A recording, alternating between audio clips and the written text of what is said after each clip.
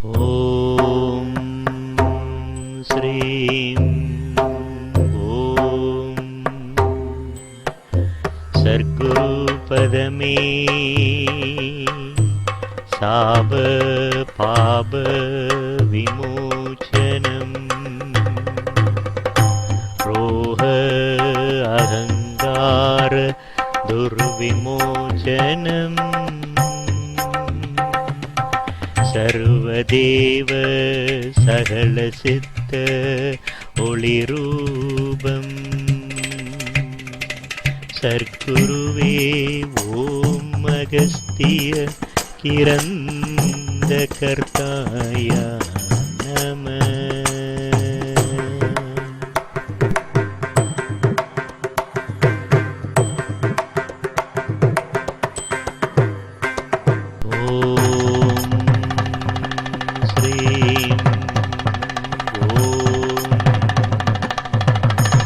சர்க்குரு பதமே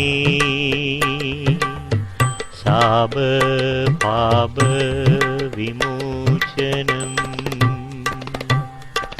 ரோஹ அகங்கார துர்விமோசனம்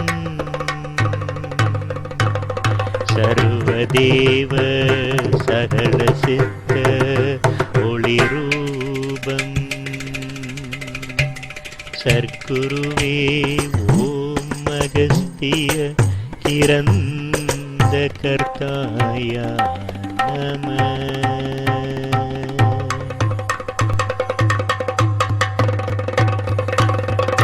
ஓம் ஸ்ரீம் ஓம் சர்க்குரு பதமே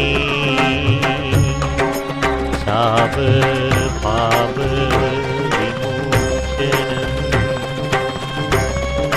ரோஹ அகங்கார துர்விமோசனம்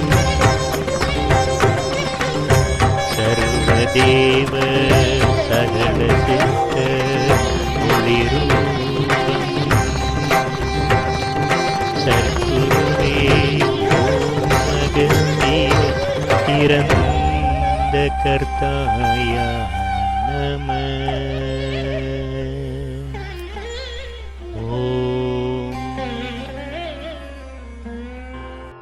ஓம் அகத்தீசாய நமஹ.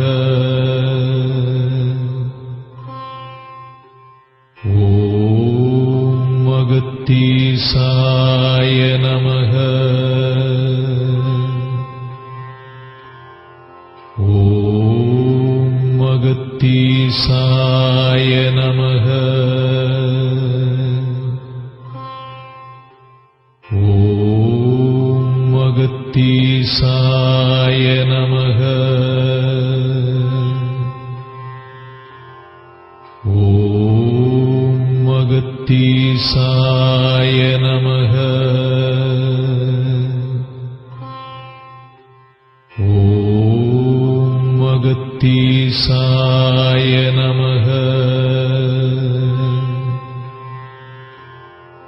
ஓம் அகத்தீசாய நமஹ. ஓம் அகத்தீசாய நமஹ. ஓம் அகத்தீசாய நமஹ. ஓம் அகத்தீசாய நமஹ. ஓம் அகத்தீசாய நமஹ. ஓம் அகத்தீசாய நமஹ. ஓம் அகத்தீசாய நமஹ. ஓம் அகத்தீசாய நமஹ.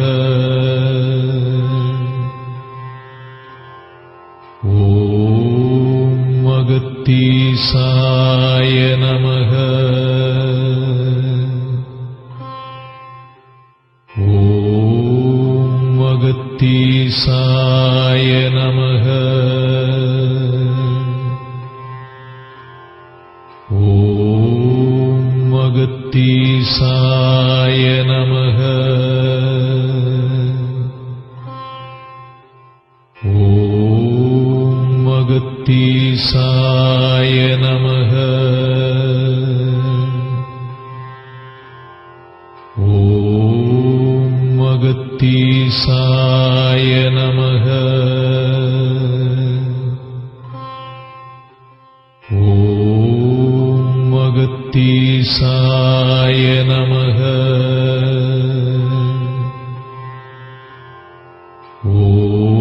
ஓம்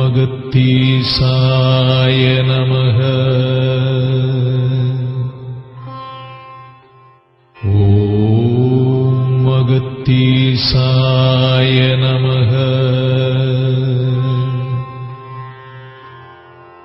ஓம் அகத்தீசாய நமக. ஓம் அகத்தீசாய நமக. ஓம் அகத்தீசாய நமக. ஓம் அகத்தீசாய நமக. ஒரு அற்புதமான ஒரு பிரளயம் தோன்றி கலியுகத்தின் ஒரு பகுதியாக ஒரு குறிப்பிட்ட இடத்திலே ஒரு சக்தியினுடைய ஒளி தாங்கி அந்த இடத்திலே ஒரு நகரம் உற்பத்தியாகிறது. அந்த நகரத்தில் முதலாக ஒரு குழந்தை அந்த பூமியிலே இருந்து பிறந்தது. அந்த குழந்தை மனித வடிவை தாங்கி அசுரத்தனத்தோடு அந்த குழந்தை பிறந்தது. அசுரர்கள் எல்லாம் ஒன்று சேர்ந்து வாழ்த்தினார்கள். நம்முடைய இனம்தான் கலியுகத்தை முதலிலே தோற்றி வைக்கிறது. அசுரர்களுடைய தலைவர் சுக்கிராச்சாரியார் முன்னின்று அந்த குழந்தையை வாழ்த்தி எல்லா விதமான கலைகளையும் எல்லா விதமான ஐஸ்வர்யங்களையும் செல்வங்களும் கிடைக்க வேண்டும் குருவாக இருந்து அந்த குழந்தை வளர்ந்து அந்த நாட்டினுடைய மிகப்பெரிய அரசனாக ஆகியும் அவன் நாட்டிலே பொன்னும் பொருளும் மணியும் நவரத்தினங்களும் எங்கு பார்த்தாலும் இருக்கிறது. அதனால் அந்த நாட்டுக்கு குபேர நாடு என்று பெயர். அவன் நாட்டிலே கோயில்கள் இருக்கிறது. சுக்கிராச்சாரியார் தான் மூலவர். யாராக இருந்தாலும் ஓம் சுக்கிராச்சாரியாய நமக என்கின்ற மந்திரத்தை தான் சொல்ல வேண்டும். வேறு எந்த மந்திரத்தையும் சொல்லக்கூடாது. அப்படி சொன்னால் அவர்களுக்கு சிறை சேரும். ஒரு காலகட்டங்கள் போக போக அங்கே அதர்மங்கள் தலை தூக்க ஆரம்பித்து விட்டது. அந்த நாட்டில் 12 ஆண்டு காலமாக தொடர்ந்து மழை இல்லை. அந்த நாட்டில் கடும் பஞ்சம் வருகிறது. அப்படிப்பட்ட ஒரு மோசமான காலத்தில் அங்கே இருக்கின்ற மக்களெல்லாம் பசியால் பட்டினியால் இறக்க ஆரம்பித்தார்கள். அங்கே ஒரு சற்று வயதான ஒருவர் குஷ்டரோகத்தால் பாதிக்கப்பட்டு உடலெல்லாம் அங்கஹீனமாய் பார்ப்பதற்கு மிக மிக மிக அருவருப்பாய் அப்படியே சீழும் ரத்தமும் சொட்ட அங்கே ஆராய்ச்சி மணி அடிக்கின்றார். உடனே சேனாதிபதி கேட்டார், யார் நீ? எங்கு வந்தாய்? எதற்காக வந்தாய்? ஏன் ஆராய்ச்சி மணி அடித்தாய்? சொல்லுகின்றான், நான் உங்களுடைய அரசரை பார்க்க வேண்டும் என்பதற்காக வந்திருக்கிறேன். எனது நாடு எனது நகரம் என்று எடுத்துக்கொண்டால் இந்த மலையிலே தான் இப்பொழுது என்னுடைய வாசம். நான் நாடு நகரம் எல்லாம் வைத்திருந்தேன், இப்பொழுது எதுவும் இல்லை. இந்த மலையின் ஓரத்திலே ஒரு குகை இருக்கிறது, அங்குதான் என் வாசம். இன்று என் நிலை அப்படி இருந்தாலும் நான் அரசனை அரசனை எதற்காக பார்க்கிறாய்? நான் அரசரிடத்திலே சொல்லுகிறேன். இல்லை, நான் சேனாதிபதி, உமக்கு அரசரை சந்திக்கலாமா வேண்டாமா என்று முடிவெடுக்கிற அதிகாரம் எனக்கு அரசர் கொடுத்திருக்கிறார். அதனால் சொல், நீ எதற்கு? அரசருக்கு உணவு கொடுக்க வந்திருக்கிறேன் என்று போய் சொல் என்றார். என் அரசனுக்கு உணவு கொடுக்க நீ வந்திருக்கிறாயா? குஷ்டரோகி கடும்படும் பாவங்களை எல்லாம் செய்து கர்ம வினையினால் பல யுகங்கள் அவதிப்பட்டு இந்த நோயிலே வந்திருக்கிறாய், நீ என் அரசனுக்கு உணவு கொடுக்கலாம். இல்லையப்பா, நீ போய் சொல், அவர் வேண்டாம் என்றால் திரும்பி போய் விடுகிறேன். உடனே இவர்கள் அரசரிடம் போய், அரசே, இப்படிப்பட்ட அங்ககீனம் உள்ளவன் ஒருவன் வந்திருக்கிறான், அவன் கேட்டால் இப்படி சொல்லுகிறான், சரி அழைத்து வா, யார் அவன் பார்க்கலாம். எனக்கு உணவு கொடுப்பதற்கு ஒருவன் இந்த நாட்டில் இருக்கிறானா? சுக்கிராச்சாரியாரே தர முடியவில்லை என்று சொன்னால் யார் அவன்? வந்தால் அவர் சபைக்கு அழைத்து வருகிறார்கள். எனக்கு உணவளிப்பதாக சொன்னாயாமி? ஆம் அரசே, உங்களிடத்தில் பொன்னும் மணியும் பொருளும் எல்லாம் இருக்கிறது. நீங்கள் நேற்று காலையிலே இருந்து இன்று வரை உணவு அருந்தாமல் மனம் பேதலித்து சிந்தையிலே அவதிப்படுகிறீர்கள் அல்லவா? அதை உணர்ந்துதான் உங்களுக்கு உணவு கொடுக்க உணவு எடுத்து வந்து. அரசன் பார்த்தான், நான் எப்படிப்பட்டவன் தெரியுமா? யாருடைய பிறப்பு தெரியுமா? அசுரர்களுக்கெல்லாம் தலைவனாக இருக்கின்ற சுக்கிராச்சாரியாரினுடைய மாணவன். அப்படிப்பட்ட என்னை பார்த்து நீ எனக்கு உணவு தருகிறேன் என்கிறாய். போ போ, வேறொரு நிலையாக இருந்தால் உன்னை சிறைச்சேதம் செய்திருப்பேன், நீயே செத்துக் கொண்டிருக்கிறாய். சரி அரசே, அப்படியே ஆகட்டும், உங்களுக்கு என்றாவது பசி எடுத்தால் என்னை பாருங்கள் என்று அரசனுக்கே சொல்லிவிட்டு போகிறார். ஊரின் கடைக்கோடியிலே ஒரு சிறு குடில் அமைத்து அதிலே அமர்ந்து கொண்டு அந்த ஊரிலே மரணத்தோடு போராடி சாவதற்காக இருக்கின்றவர்கள் எல்லாம் அவரை நோக்கி வந்தால் அவளுக்கு உணவளிக்கின்ற போது சொல்லுவார், ஓம் அகத்தீசாய நம என்ற நாமத்தை சொன்னால் உனக்கு பிடி சாதம். நீ எத்தனை முறை சொல்லுகிறாயோ அத்தனை பிடி சாதம். அவர்களுக்கு சொல்ல வரவில்லை. ஏனென்றால் அவர்கள் சுக்கராச்சாரியாரின் மந்திரத்தை தவிர வேறு ஒன்றையும் அறியார். கூட்டு பூஜை நடக்கும், அதிலே ஒரு மந்திரத்தை சொல்லி முதலிலே கலியுகத்தில் எப்படி கூட்டு பிரார்த்தனை ஆரம்பித்தது, எப்படி மந்திரம் ஆரம்பித்தது என்றால் கரியிலே அவர்கள் அந்த கூட்டு பிரார்த்தனையிலே அந்த மந்திரத்தை சொல்ல சொல்ல ஒவ்வொரு மந்திரம் சொல்லுகிற போது ஒரு பிடி சாதம். இப்படியாக அரசன் நாளை காலையில் தன்னுடைய தலையை எடுத்தாலும் பரவாயில்லை, பசி வந்தால் 10 பறந்து போகும், அந்த பசி வந்தால் 32 தர்மங்களும் இறந்து போகும்,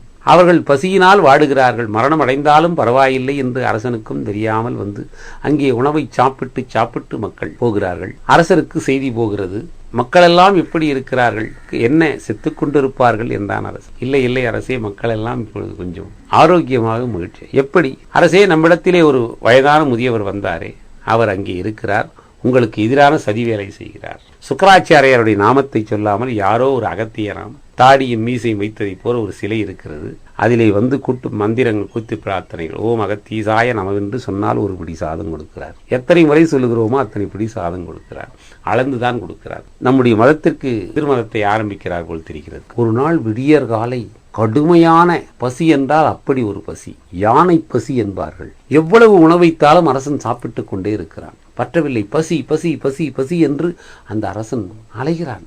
அவன் பசியை அடக்கவே முடியவில்லை. அரசு இருக்கின்ற எல்லா கஜானாக்களையும் எல்லா உணவுகளையும் போட்டு விட்டார்கள். அப்படி ஆர்ப்பரிக்கின்ற போது சுக்கராச்சாரியை அழைக்க சொல்லுகிறார், நீ ஒன்று செய், அங்கே ஒருவன் வந்திருக்கிறானே, அவனிடத்திலே போய் நீ யாசகம் கேட்டு உணவு அருந்து, அப்பொழுதுதான் அந்த பசி நிற்கும் என்று நான் நினைக்கிறேன். எந்த அரசன் ஓம் சுக்கராச்சாரியாய நமவென்று சொல்ல வேண்டும் என்று ஆணை பிறப்பித்தானோ அந்த அரசன் அந்த கூட்டு பிரார்த்தனையிலே தன்னுடைய முகத்தை எல்லாம் மூடிக்கொண்டு ஓம் அகத்தீசாய நமவென்று அவன் அந்த மந்திரத்தை சொல்ல சொல்ல அவன் உடம்பிலே இருக்கின்ற அந்த தீய எண்ணங்கள் எல்லாம் அவனை விட்டு விலக ஆரம்பிக்கும். அங்கே வந்து அமர்ந்து இருந்த அந்த நோயினால் பாதிக்கப்பட்டு அந்த நோயெல்லாம் இந்த அரசனை நோக்கி வருகிறது. அந்த குட்ட நோயெல்லாம் இவன் உடம்பிலே அங்கங்கெல்லாம் பரவுகிறது. பரவி உடம்பெல்லாம் குற்றமாகிறான். அங்கே எதிரிலே இருக்கின்றவன் இவனை போன்ற ஒரு அற்புதமான அரசனை போன்ற அந்த உருவமும் அமைப்பும் அங்கே தான தர்மம் செய்து கொண்டிருக்கிறாரே, அந்த பெரியவர் இந்த நிலையை அடைந்து விடுகிறார், அரசனாகி விடுகிறார். அவர் இவன் குஷ்டரோகி ஆகி விடுகிறார். சொல்ல சொல்ல சொல்ல சொல்ல அங்கே உணவு கொடுக்கிறார்கள். அப்படிப்பட்ட ஒரு மோதமான நிலையிலே இருக்கின்ற அவனுக்கு அவர் வந்து கையால் உணவை ஊட்டுகிறார். அன்று வரும்போது நான் தருகிறேன் என்றார், நாம் வாங்க மறுத்து விட்டோம், இன்று வாங்குகிறோமே என்று கண்ணீர் மல்க அந்த உணவை சாப்பிடுகிறார். அந்த உணவை சாப்பிட சாப்பிட 1008 முறை ஓம் அகத்தீசாய நமவென்று சொல்லுகின்றான். 3ஆம் நாள் முடிந்து 4ஆம் நாள் அவனுடைய உடம்பிலே இருக்கின்ற குஷ்டரோகம் தனியாக போய் நிற்கிறது. அதிலே இருந்து ஒரு உருவம் வெளியே வந்து, அசுரன் என்கின்ற ஒரு உருவம் வெளியே வந்து குஷ்டரோகங்களை எல்லாம் தாங்கி நிற்கிறது. மீண்டும் இந்த அரசன் தன்னுடைய அற்புதமான உடலை பெறுகின்றான். பக்கத்திலே இருக்கிற அந்த அசுரத்தன்மையை பார்க்கின்றான். இந்த நாமத்தை சொல்ல சொல்ல தெய்வத்தன்மை வந்துவிட்டது. அசுரத்தன்மையிலே அந்த குஷ்டரோகம் அப்படியே நின்று கொண்டு கலகலகலவென்று சிரிக்கிறது. நம்முடைய கர்ம வினைகள் இவ்வளவு இருந்ததா? இவ்வளவு கர்ம வினையையும் அந்த நாமத்தை சொல்ல சொல்ல 3 நாளிலே நாம் வாணாலெல்லாம் பட்ட கர்ம வினை போகிறது என்றால் இந்த நாமத்திற்கு என்ன சக்தி என்று உலகத்திலே முதல் முறையாக அவன் அந்த அரசன் அகத்திய பெருமானுக்கு ஒரு கோயில் எழுப்பினான். 10,000 ஆண்டுகளுக்கு முன்பு ஏற்படுத்தப்பட்ட அந்த கோயில்தான் அன்றைக்கு குபேர நாடாக இருந்து பின்பு வடநாடாகி இன்று வேதாரண்யம் என்று அழைக்கப்படுகின்ற இந்த அற்புதமான இடத்திலே அந்த அகத்திய பெருமானுடைய ஒரு கோயிலுடைய சிலை இன்றும் இருக்கிறது. அந்த சிலையை முதலிலே கலியுகம் அமைக்கின்ற போது அமைத்தவன் அந்த அசுரத்தன்மையிலே பிறந்த அங்கே இருக்கின்ற சுக்கராச்சாரியாருடைய மாணவனாக இருக்கின்ற அவன்தான் முதலிலே அகத்தியருக்கு ஒரு திருக்கோயில் அமைத்தான். அமைத்து தன் வாழ்நாள் முழுதும் அந்த தொண்டு ஒன்றே போதும் என்று சொல்லி கலியுகத்திலே ஒரு அசுரனை பிறக்க வைத்து அந்த அசுரன் கலியுகத்தின் எல்லா பாவங்களையும் செய்தவனையும் பாவத்தை நீக்கி அந்த அசுரனுக்கும் மோட்சத்தை கொடுத்தார் என்றால் அது அகத்திய பெருமான் தான். அப்படித்தான் அகத்திய பெருமான் முதலிலே தன்னுடைய திருவிளையாடலை கலியுகத்திலே தொடங்கினார்.